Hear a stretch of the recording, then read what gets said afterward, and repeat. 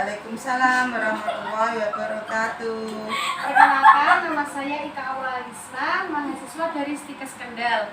Di sini saya akan menyampaikan edukasi tentang kesiapsiagaan bencana tanah longsor kepada masyarakat.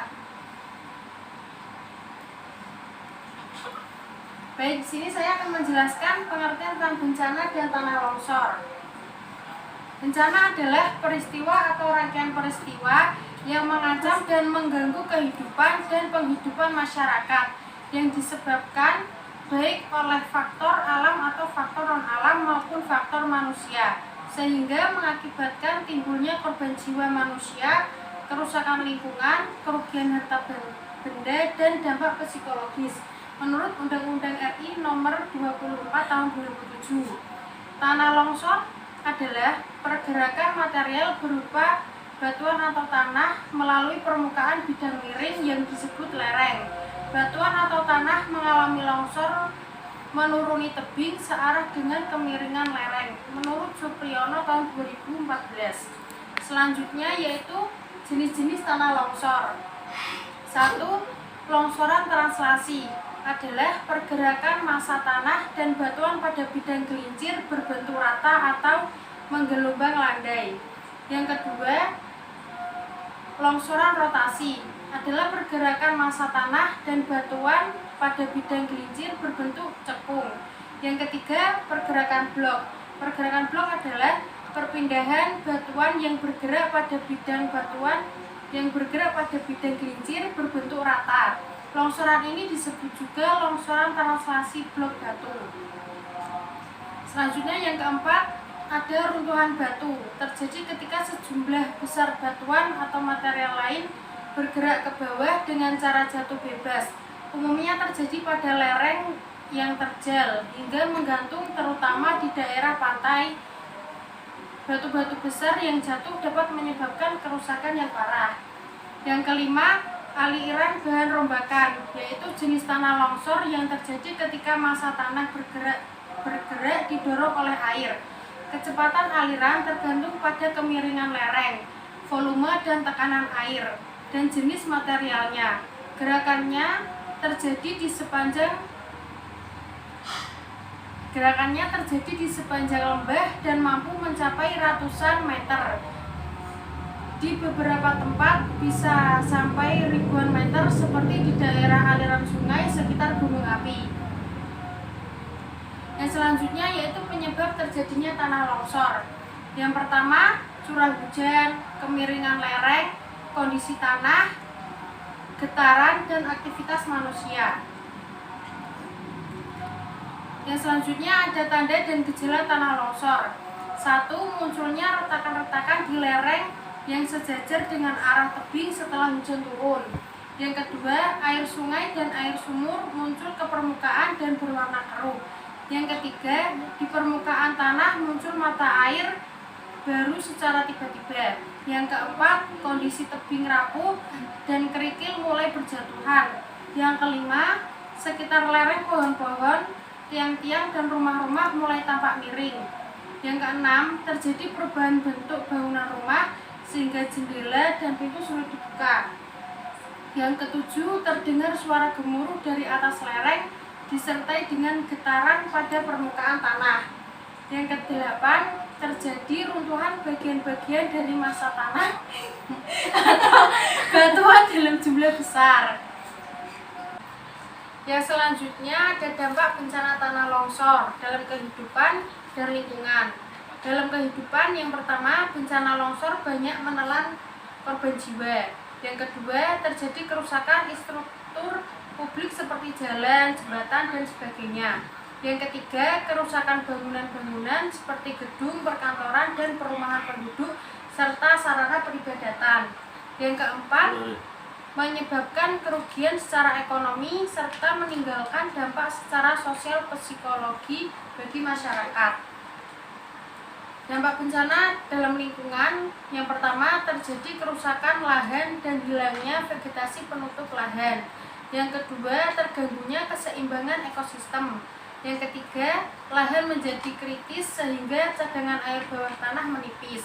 Yang keempat, terjadinya tanah longsor dapat menutup lahan yang lain seperti sawah, kebun, lahan produktif lainnya. Selanjutnya, fase kesiapsiagaan bencana tanah longsor. Sebelum terjadi tanah longsor, yang harus dilakukan, yang pertama, melakukan pendidikan dan pelatihan mitigasi bencana tanah longsor. Yang kedua, mencatat nomor-nomor telepon penting seperti nomor telepon semua anggota keluarga, rumah sakit, kantor polisi, pemadam kebakaran, dan lembaga kebencanaan. Yang ketiga, membuat deteksi dini bahaya tanah longsor dengan cara mengamati tingkat curah hujan dan memeriksa stabilitas lereng secara berkala. Yang keempat, mewaspadai tanda dan gejala tanah longsor dan bahaya yang menyertai tanah longsor, yaitu banjir, aliran material, dan kebakaran. Selanjutnya, saat terjadi bencana tanah longsor, yang dilakukan yang pertama, segera menghubungi aparat pemerintah atau petugas yang berwenang untuk melakukan penanggulangan bencana tanah longsor. Yang kedua, segera keluar rumah atau gedung dan berlindung di tempat yang aman. Yang ketiga, jika tidak memungkinkan keluar dari rumah, lingkarkan tangan dan tubuh seperti bola untuk melindungi kepala agar tidak tertimpa atap. Yang keempat, melakukan tindakan tanggap darurat seperti memberi pertolongan, evakuasi, dan mendengarkan informasi. Selanjutnya, setelah terjadi bencana tanah longsor, setelah bencana tanah longsor terjadi, tindakan yang seharusnya dilakukan adalah melakukan perbaikan dan pemulihan kehidupan di dalam masyarakat. Baik, ini ada video sekilas tentang bencana tanah longsor. Mari kita simak bersama-sama.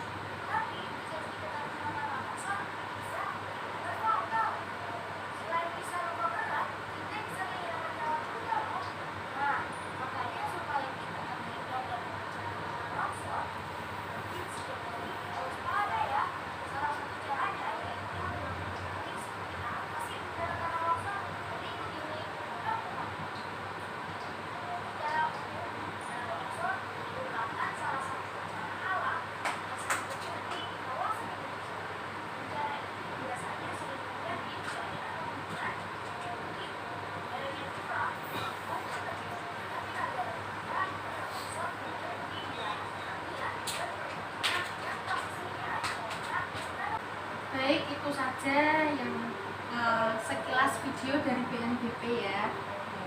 Semoga bermanfaat. Tanyakan? Tidak. Tidak ada. Baik, kalau begitu saya yang bertanya ya. Ya.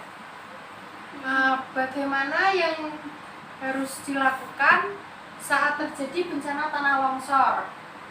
Mengeluarkan diri dari rumah. Ya, melarikan diri, keluar dari rumah. Terus apa lagi? Menelpon aparat Menelpon aparat. kebakaran.